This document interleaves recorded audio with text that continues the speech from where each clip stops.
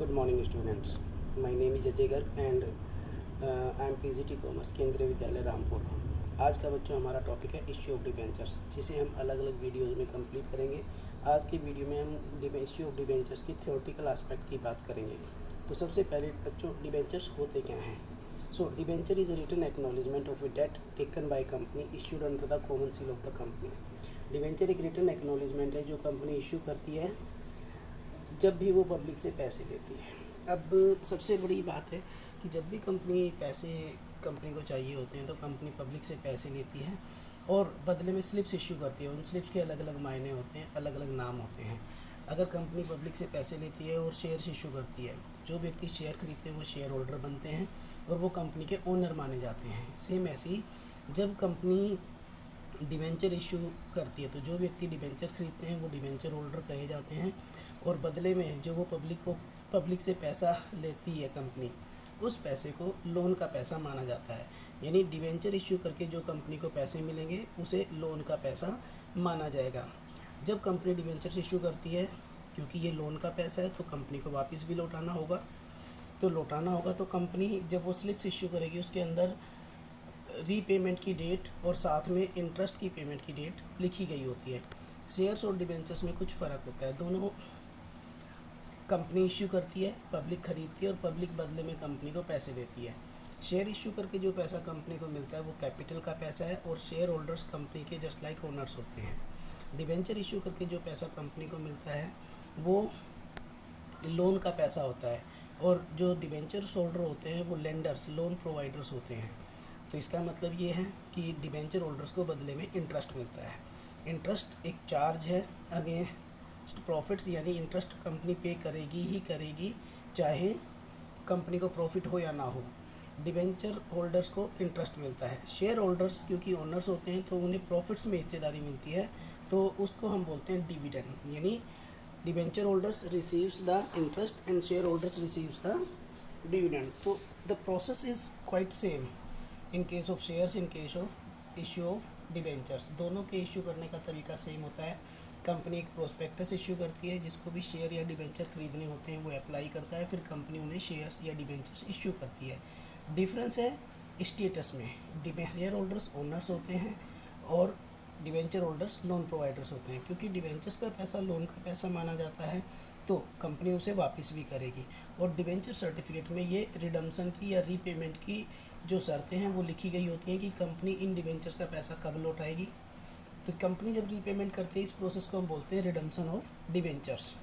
और साथ में जो डिबेंचर होल्डर्स को इंटरेस्ट मिलेगा वो हाफ ईयरली मिलेगा या ईयरली मिलेगा, वो सभी शर्तें डिबेंचर सर्टिफिकेट में लिखी होती है। तो हम एक बार फिर से पढ़ते हैं डिबेंचर्स की डेफिनेशन।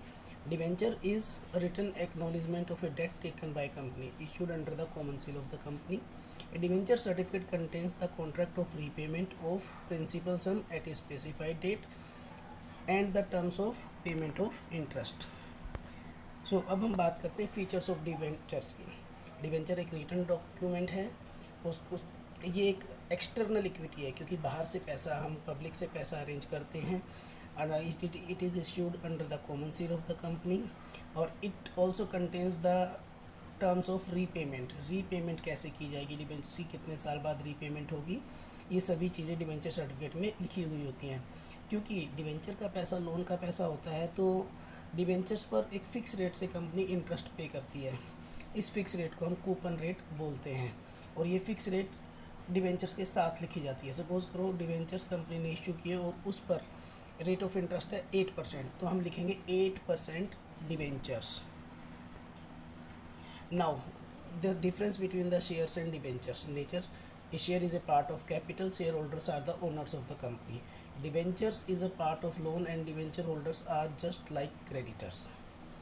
कंपनी शेयर्स इश्यू करती है, जो व्यक्ति शेयर खरीदते हैं वो शेयर होल्डर कहलाते हैं और उन्हें बदले में डिविडेंड मिलता है। डिवेंचर होल्डर्स, जो व्यक्ति डिवेंचर्स खरीदते हैं वो डिवेंचर होल्डर कहलाते हैं और उनका स्टेटस लोन प्रोवाइडर को होता है, यानी उनका पैसा कंपनी लोन की तरह ट्रीट करती है और बदले में उन्हें इंटरेस्ट मिलता है। शेयर्स पर जो डिविडेंड दिया जाता है that is appropriation of profit, यानी कि प्रॉफिट होगा तो कंपनी डिविडेंड पे करेगी शेयर होल्डर्स को, अदरवाइज़ पे नहीं किया जाएगा। डिवेंचर होल्डर्स को इंटरेस्ट पे करना ही करना होता है, चाहे कंपनी को प्रॉफिट हो या ना हो, यानी कि डिबेंचर इंटरेस्ट एक चार्ज होता है अगेंस्ट द प्रॉफिट। रिडम्पशन की जहाँ तक बात है, रीपेमेंट की जहाँ तक बात है, तो इक्विटी शेयर होल्डर्स का पैसा कभी भी रिडीम नहीं किया जाता। इक्विटी शेयर होल्डर्स का पैसा रिडीम नहीं किया जाता, लेकिन डिबेंचर्स का पैसा रिडीम किया जाता है। डिबेंचर्स एक लोन का पैसा है, तो ये पैसा रिडीम किया जाता है। रिडीम का मतलब है रीपेमेंट किया जाएगा एक फ़िक्स टाइम पीरियड के बाद, 2 साल, 4 साल, 5 साल, 10 साल बाद ये पैसा रिडीम किया जाएगा। Share holders are always unsecured. Debenture holders secured होते हैं, यानी कि अगर कल को कंपनी वाइंड अप हुई या कंपनी इंसॉल्वेंट हुई, कंपनी बंद हुई, तो डिबेंचर होल्डर्स जो असेट्स बिकेंगी उसका पैसा सबसे पहले डिबेंचर होल्डर्स को रीपे करने में काम में लाया जाएगा। तो डिबेंचर होल्डर्स को वोटिंग राइट नहीं होते हैं, शेयर होल्डर्स को वोटिंग राइट होते हैं। अब हम बात करते हैं types of debentures. Types of debentures को हम अलग अलग तरह से क्लासीफाई कर सकते हैं। सिक्योरिटी के बेस पर क्लासीफाई कर सकते हैं, रिकॉर्ड के बेस पर, रिडम्पशन या टेन्योर के बेस पर, कन्वर्टेबिलिटी के बेस पर और प्रायोरिटी के बेस पर। यहाँ तक एक बात क्लियर है, डिबेंचर होल्डर्स क्रेडिटर्स होते हैं, कंपनी के लोन प्रोवाइडर्स होते हैं, उनका पैसा लोन का पैसा होता है और ये कंपनी को पैसा लौटाना होता है। जब कंपनी डिबेंचर्स इश्यू करती है, यानी डिबेंचर इश्यू करके कंपनी जब पैसा इकट्ठा करती है, लोन लेती है, उसी समय रीपेमेंट के बारे में भी बता दिया जाता है कि इन पैसे की रीपेमेंट कंपनी कैसे करेगी। जस्ट लाइक ऐसे ही है, जब हम बैंक से लोन लेते हैं तो हम शुरू में ही बता देते हैं, बैंक हमें बता देता है कि ये पैसा आपको किस्तों में लौटाना है या एक साथ लौटाना है और किस किस तरीके से लौटाना है। रेट ऑफ इंटरेस्ट भी शुरू में ही डिसाइड होता है। Same for the debentures. Debentures जब कंपनी इश्यू करती है तो रीपेमेंट के बारे में पहले ही बता देती है। Repayment of debenture, issue of debenture का मतलब है कंपनी डिबेंचर इश्यू करेगी और बदले में पब्लिक से पैसा लेगी। रीपेमेंट का मतलब है क्योंकि ये लोन का पैसा है तो कंपनी ये पैसा वापस लौटाएगी और डिबेंचर्स वापस ले लेगी। जैसे it is just like that. So इस केस में डिबेंचर होल्डर्स का पैसा रीपे किया जाता है क्योंकि वो लोन का पैसा है, और रीपेमेंट ऑफ डिबेंचर को ही हम रिडम्पशन ऑफ डिबेंचर भी बोलते हैं। सो हम अलग अलग तरीके से डिबेंचर को क्लासीफाई करते हैं। तो सबसे पहले है types of debenture on the basis of security. Security का मतलब है डिबेंचर दो तरीके के होते हैं, सिक्योर्ड डिबेंचर्स या फिर अनसिक्योर्ड डिबेंचर। सिक्योर्ड डिबेंचर वो डिबेंचर होते हैं जो बेसिकली जिनकी पेमेंट रीपेमेंट सिक्योर्ड होती है। अगर कंपनी कल को बंद होती है या वाइंड अप होती है या इंसॉल्वेंट होती है तो असेट्स बिकने पर सबसे पहले जो पैसा इकट्ठा होगा वो डिबेंचर्स की रीपेमेंट के लिए यूज़ किया जाएगा। So it secured debenture is one where a charge is created on the assets of the company for the purpose of payment in case of default.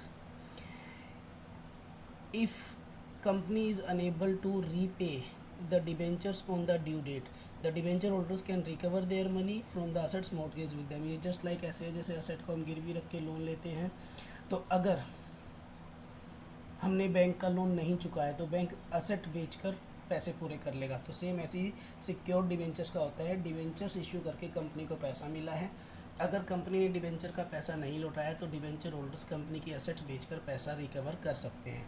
तो इसे हम बोलते हैं सिक्योर्ड डिबेंचर्स। तो जब ये प्रोसेस होती है गिरवी रखने की प्रोसेस, असेट को गिरवी रखने की या मॉर्टगेज करने की प्रोसेस, तो इसे हम बोलते हैं क्रिएटिंग अ चार्ज क्रिएट करना। तो the debentures are secured either by fix charge on a particular fixed assets और a floating charge on all the assets. Charge के बारे में हम बाद में पढ़ते हैं। अनसिक्योर्ड डिबेंचर्स, इनको कोई सिक्योरिटी नहीं होती, यानी कि अगर रीपेमेंट नहीं हुई है तो उस केस में इनको जस्ट लाइक क्रेडिटर्स ट्रीट किया जाएगा, यानी सबसे पहले सिक्योर्ड पेमेंट की जाएगी और सबसे लास्ट में क्रेडिटर्स की पेमेंट की जाएगी लोन्स के अंदर। उसके बाद on the basis of registration या रिकॉर्ड, जैसे कि शेयर्स इजीली ट्रांसफरेबल होते हैं। इजीली ट्रांसफरेबल का मतलब ये बिल्कुल नहीं होता कि जस्ट डिलीवरी की करेंसी नोट की तरह और ट्रांसफ़र हो गया। एक पर्टिकुलर ट्रांसफ़र डीड एग्जीक्यूट होती है और उसके अकॉर्डिंग शेयर्स को ट्रांसफ़र किया जाता है, but they are transferable. Same ऐसे ही रजिस्टर्ड डिबेंचर या बियरर डिबेंचर, दो तरह के डिबेंचर होते हैं।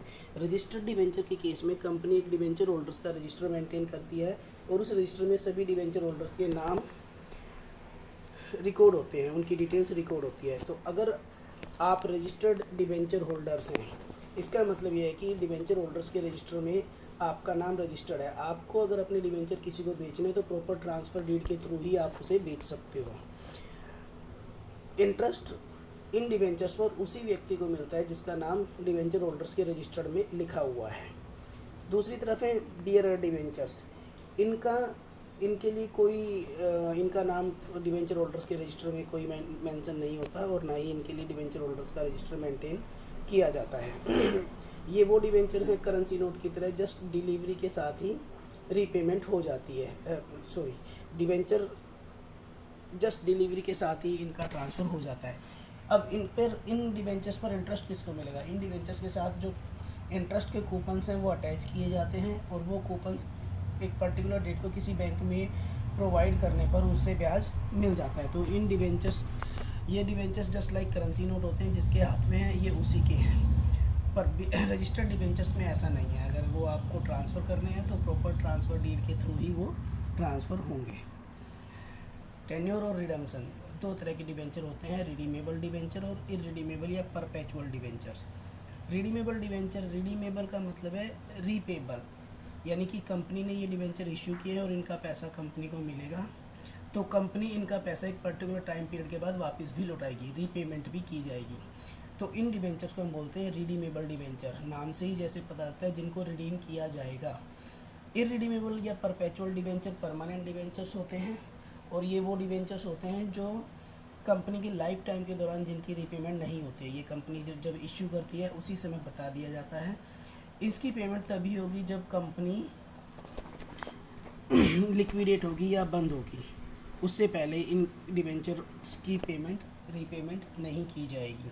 इन्हें हम बोलते हैं परपेचुअल परमानेंट डिवेंचर्स। ये डिवेंचर्स सब कंपनी जब वाइंड अप होगी उसी केस में इनकी रीपेमेंट होती है, अदरवाइज इनकी रीपेमेंट नहीं होती है। Types of debentures on the basis of convertibility, जैसे कि हमने पहले भी पढ़ा है, डिवेंचर्स का पैसा है वो एक तरह का लोन का पैसा होता है, कंपनी से वापस लौटाती है। तो मान लो कंपनी ने आज डिवेंचर इश्यू किए हैं और 5 साल बाद कंपनी इनकी रीपेमेंट करने वाली है, यानी 5 साल बाद इनको रिडीम करने वाली है। तो सपोज़ करो कंपनी ने 10 लाख रुपये डिवेंचर रिडीम किया, तो इसका मतलब ये कि 5 साल बाद कंपनी 10 लाख रुपये डिवेंचर होल्डर्स को वापस लौटा देगी। तो उस केस में कई बार डिवेंचर होल्डर्स को रीपेमेंट कैश में देने की बजाय उन डिवेंचर को कन्वर्ट कर दिया जाता है शेयर्स में। अगर वो डिवेंचर शेयर्स में कन्वर्ट किए जा सकते हैं या नए डिवेंचर्स में कन्वर्ट किए जा सकते हैं तो उन्हें हम बोलते हैं कन्वर्टिबल डिवेंचर्स। यानी इन डिवेंचर होल्डर्स को कंपनी ड्यू डेट पर, मैच्योरिटी डेट पर रीपेमेंट करने की बजाय इनको कन्वर्ट कर देती है शेयर्स या डिवेंचर्स में। यानी कि अगर कंपनी ने ड्यू डेट पर डिवेंचर होल्डर से डिवेंचर लिए और बदले में सेम अमाउंट के शेयर्स इशू कर दिए, तो वो डिवेंचर होल्डर्स जिस दिन रिडम्पशन होगा उस दिन से वो शेयर होल्डर कहलाने लगेंगे। नॉन कन्वर्टिबल डिवेंचर्स वो डिवेंचर्स होते हैं जिन्हें शेयर्स में या नई सिक्योरिटीज़ में कन्वर्ट नहीं किया जा सकता, यानी कि ड्यू डेट पर, मैच्योरिटी डेट पर उनकी रीपेमेंट ही होगी। Type of debenture on the basis of priority और ऑर्डर ऑफ रीपेमेंट। सो इसमें दो तरह के डिवेंचर हैं, फर्स्ट और सेकंड डिवेंचर। यानी रीपेमेंट के समय अगर कंपनी डिवेंचर्स को रिडीम करेगी तो सबसे पहले जिन डिवेंचर्स का रिडम्पशन होगा उसे हम बोलते हैं फर्स्ट डिवेंचर्स, और जिनका बाद में रिडम्पशन होता है उसे हम बोलते हैं सेकंड डिवेंचर्स। बेसिकली ये इम्पोर्टेंट हो जाता है कंपनी के वाइंड अप के केस में।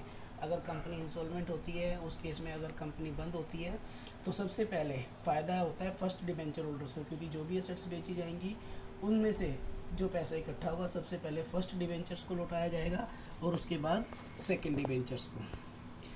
अब हम बात करते हैं चार्ज एक प्रोसेस है जिसके अंदर हम डिवेंचर होल्डर्स की रीपेमेंट सिक्योर करते हैं by mortgaging the assets of the company. तो इसमें क्या होता है कि हम एक चार्ज क्रिएट करते हैं, हम कंपनी की असेट्स को मॉर्टगेज करते हैं और इसमें ये सिक्योर किया जाता है कि अगर कंपनी रीपेमेंट नहीं कर पाई डिवेंचर होल्डर्स की तो कंसर्न डिवेंचर होल्डर्स कंपनी के एसेट्स बेचकर अपने पैसे कंप्लीट कर लेंगे, अपने पैसे रिकवर कर लेंगे। तो charge means transfer of interest in the assets of the company to the money lenders for the purpose of securing the repayment of loan.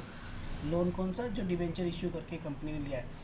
If company fails to पे इट्स ऑब्लिगेशंस, यानी company अगर debentures का पैसा repayment करने में fail हो जाती है तो उस केस में जो डिबेंचर होल्डर्स हैं वो असेट्स बेचकर अपनी पेमेंट को सिक्योर कर सकते हैं। चार्ज बेसिकली दो तरीके के होते हैं, fix charge and fluctuating charge.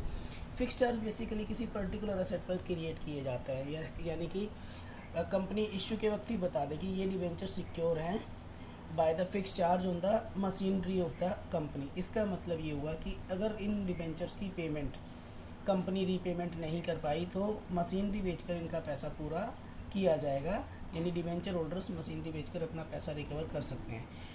तो ये पर्टिकुलर असेट पर क्रिएट किया जाता है, इसीलिए हम इसे स्पेसिफिक चार्ज भी बोलते हैं, क्योंकि ये स्पेसिफिक असेट पर क्रिएट किया जाता है। फ्लोटिंग चार्ज बेसिकली सभी असेट्स पर जनरली क्रिएट किया जाता है, इसे फ्लोटिंग चार्ज या जनरल चार्ज बोलते हैं हम। यानी कि अगर डिबेंचर होल्डर्स की पेमेंट प्रॉपरली नहीं हो पाई तो इन सभी असेट्स बेचने पर जो पैसा मिलेगा तो सबसे पहले जो फिक्स चार्ज वाले हैं उनको पैसा मिलेगा, उसके बाद जो बच जाएगा वो पैसा फ्लोटिंग चार्ज से जो डिबेंचर सिक्योर हुए उनको मिलेगा, और सबसे लास्ट में क्रेडिटर्स को अनसिक्योर्ड को मिलेगा। यानी कि फ्लोटिंग चार्ज से नॉर्मली हर एक डिबेंचर फ्लोटिंग चार्ज से सिक्योर होता है। इसके बाद हम नेक्स्ट चैप्टर में सीखने वाले हैं, हमारी नेक्स्ट वीडियो से हम स्टार्ट करेंगे अकाउंटिंग ट्रीटमेंट। बेसिकली इसमें हम अलग अलग टॉपिक्स कवर करने वाले हैं।